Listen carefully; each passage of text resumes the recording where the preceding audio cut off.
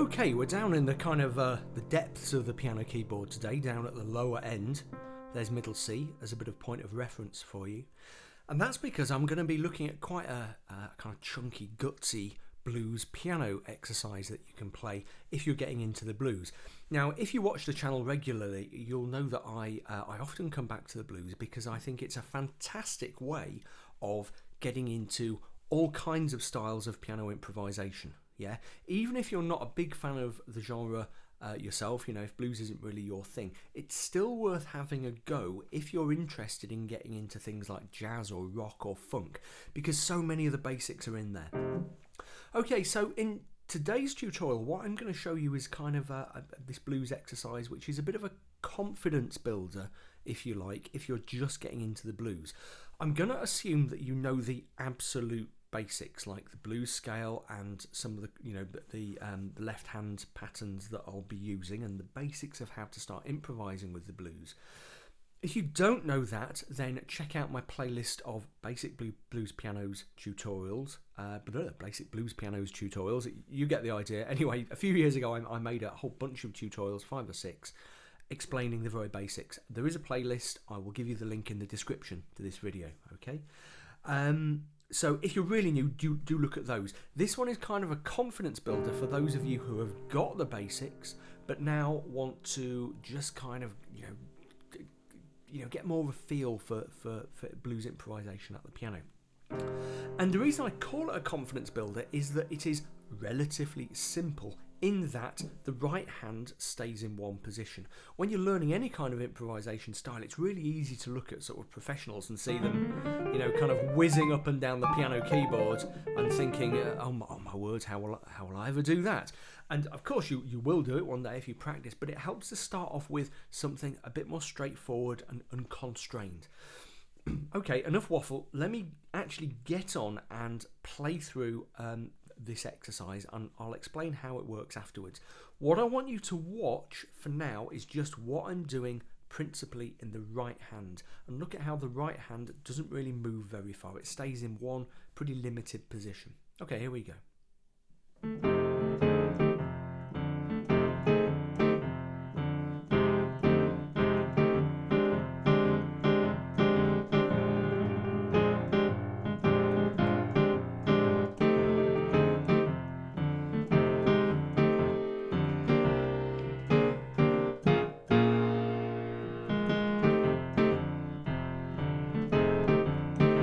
Okay, do you see what I was doing there? My hand was, I'll talk about the details in a second, but my hand never strayed far from that basic position. I think the furthest I went was up to that chord substitution there, okay, which we'll talk about in a minute. But mostly I was just locked around that position. So let's talk about what I was doing there. Now in the left hand, I just had a very basic shuffle blues bass line. Okay, which is covered in that playlist of really basic blues tutorials, and just gives us a basic rhythm and a harmonic context over the 1, 4 and 5 chords of the key that I'm using, F, B flat and C, that we use to create our basic blues. So that kind of left hand looked after itself. In the right, I was pretty much everything I did was based around this position, this chord, which is the top end of an F9 chord. Okay, so that's the full F9 chord. There's the basic chord of F, F7, F9. Okay, except I didn't need to play that because I had the F in the bass. Okay, and notice how that position puts me in a location on the piano keyboard where I'm within fairly easy reach of some quite interesting notes. So in particular, I've got that A flat there, which my pinky can get at dead easily, and that A flat there, which my thumb can get at very easily. Now, A flat in the key of F, if we're playing blues, is a really important note because it's the first of our blue notes. Okay, along with so it's the minor third along with the flattened fourth and the minor seventh. It's one of the blue notes of the F blues scale. So from that position, from that basic F9 position, we can move up and down like that, and that's a great deal of what I was doing, especially over the F chord.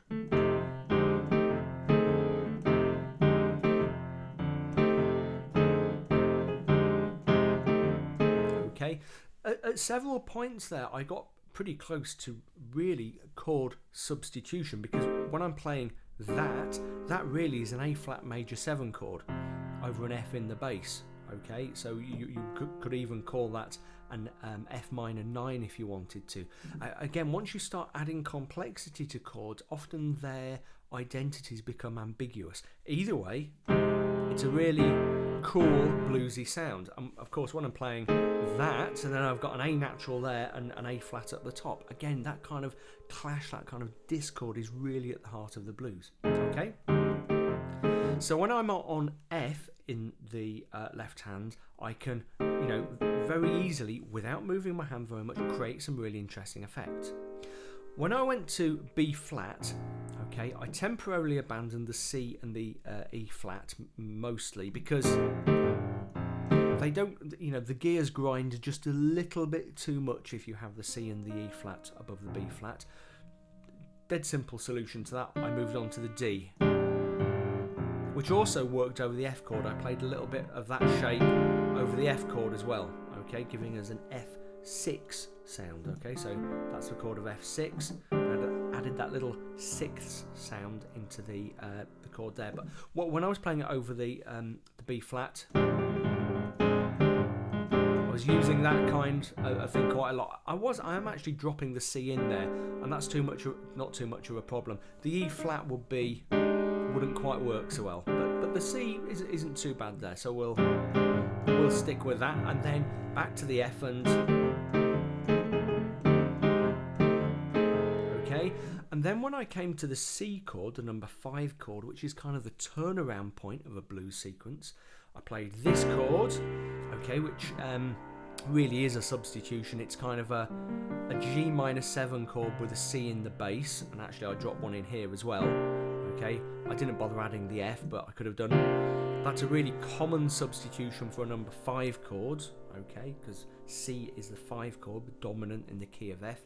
Again, if this isn't ringing bells, do check out that playlist of the real basics. And then I did another quite cool substitution that I like to do sometimes. I came down to the B flat chord, but instead of playing a B flat major type chord, I went for that B flat minor 7, yeah? Which I think is a lovely kind of rich, lush sound when you introduce it into the blues, and often works really well, substituting that minor 7 chord on the 4 on the way back down towards the end after you've played the number 5 chord, whatever it happens to be, to then drop in that minor instead of the major sound is a really lovely effect, and that takes us back to our basic position. Yeah, okay. And again, dropping the 6th in there is always quite a nice effect.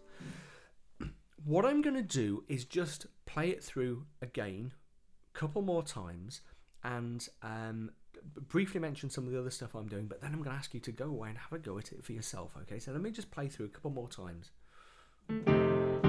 nice and slowly. Bit of variation there. Tremolo, really useful.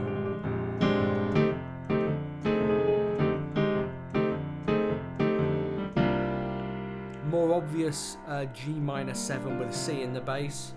There's that lovely minor 7th sound on the way down again.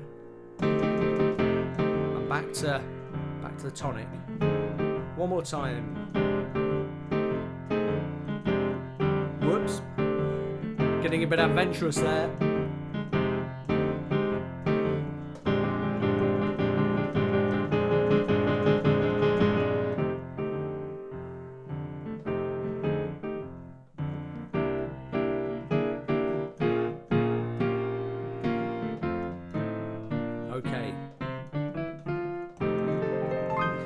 Okay, so there we go. And just a couple of other things. Notice how I was at one stage there, I went quite quiet. Okay, that's another thing you can do if you're playing this exercise.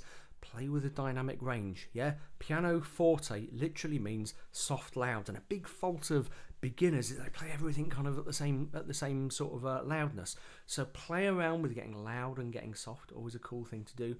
You'll notice also I did a couple of crush notes, which are quite handy sometimes. Mostly it was that A flat to the A. If you watch my tutorial on A Funky Christmas Carol just before Christmas, I was doing that quite a lot there. Always a good one to do. You could do it up there as well if you wanted, even with your fifth. A little bit adventurous. But all kinds of things you can play around with there. I'm using a little bit of pedal to stick things together. Again, the best way to learn how to use the pedal in this kind of context is just to kind of experiment with it. But take it away, sit down. If you've got an iPad or something, that would be ideal, or some sort of tablet, or you can balance your laptop on the computer. Sit down, watch what I'm doing, and then try to do it for yourself. Don't try and copy just everything I do. By all means, copy a few bits, but try and make it your own. Try and take that little exercise and make it your own and play it over and over and over again, and you'll find it a lovely little confidence builder. Play it in other keys, transpose it into C or to another key. Give yourself a little bit of mental challenge. Okay, so there we go. As usual, I'll give you a little plug for my book, How to Really Play the Piano. If you are interested in improvisation, you'll find it really useful, and it has a whole chapter on improvising 12-bar blues, because I think it's such a cool way of getting into improvisation. £14.95 for the print edition, £9.95 for the digital edition. Also, just a quick mention from my Patreon crowdfunding campaign. Head over to patreon.com/Bill Hilton. I'll include a link.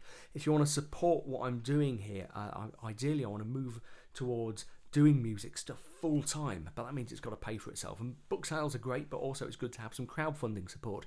And there are really quite cool rewards, I think, for people who do sign up, from as little as $1 a tutorial. If you wanna support me there, that would be awesome. Millions of thanks to those people who have already signed up. Okay, I will see you probably in a couple of weeks' time. I'm trying to get a couple of tutorials out every month. As usual, comments, questions, stick them in the comment thread under the video, and I will get back to you within 2 or 3 days if I can. Okay, see you soon.